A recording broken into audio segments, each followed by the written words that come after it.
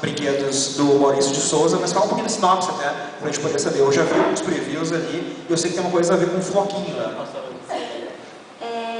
Na história, o floquinho... Pra quem não viu, olha ali só, Lu. Ali é o desenho da Lu, olha que lindo o floquinho dela, pelo amor de Deus, olha que coisa mais linda. Pois é, ele some.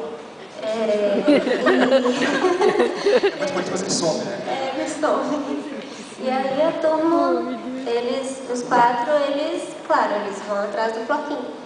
E eles vivem situações muito diferentes do que a gente costuma ver eles vivendo nas histórias mensais da turma.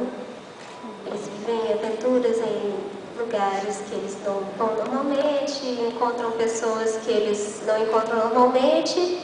E à medida que a gente vai mostrando isso, que nem a gente falou antes, a ideia é sempre reforçar o que um representa na vida do outro, né? A gente queria muito que tivesse, nossa história fosse uma coisa para todos os públicos, porque é uma graphic novel, então adultos vão ler. Mas é a Turma da Mônica, então crianças vão ler também. Então a gente tinha essa ideia assim, pô, o que agrada pessoas da minha idade? Eu sou de uma geração, da idade da Lu, que é outra geração, filhos de amigos meus, que são outra geração, tem que ter um pouquinho para cada um. Ao mesmo tempo tinha que ter essa coisa que o Sidney falou, tinha que ser Turma da Mônica, que o brasileiro todo conhece, está cansado de saber como é que eles são, como é que eles reagem. E também tinha que funcionar para quem é de fora. Então a gente faz uma apresentação dos personagens na história inteira. A história tem mais de 30 pequenas referências a histórias clássicas da Turma da Mônica, que você pode ou não conhecer elas. Se você não conhecer, você vai entender a história inteira numa boa. Se você conhecer, você vai pirar em alguns momentos. Você vai falar, nossa, eu lembro que eu li essa história quando eu tinha 7 anos. E nessa questão também de apresentar os personagens, eu lembro que já no finalzinho, assim, é tão comum pra gente. Eu já estava quase fechando a história, tinha desenhado tudo, o roteiro estava pronto. Eu fui ver que o nome da Magali só aparecia lá para a página 40 e tantos. Aí eu falei, nossa, não pode, né, para quem não conhece. Então eu fui e coloquei o nome dela logo no começo.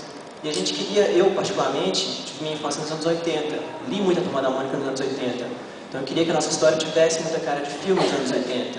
Então ela, Goonies, Conta Comigo, foram referências muito grandes pra gente. Essa história de crianças, amigas, saindo em busca de uma grande aventura.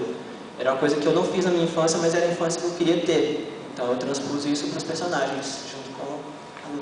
Vitor, eu vou contar um negócio aqui que a reverência que o Vitor e a Lu têm na Turma da Mônica era tanta. Teve um momento que eu falei para ele assim, pode botar os personagens em perigo, lembra?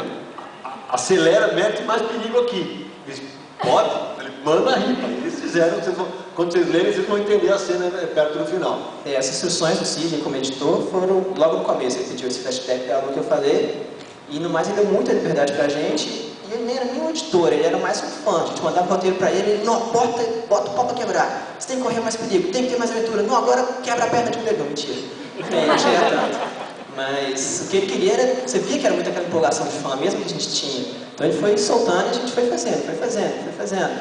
E tem imagens que mostram no preview que eles estão bem arrebentados no final.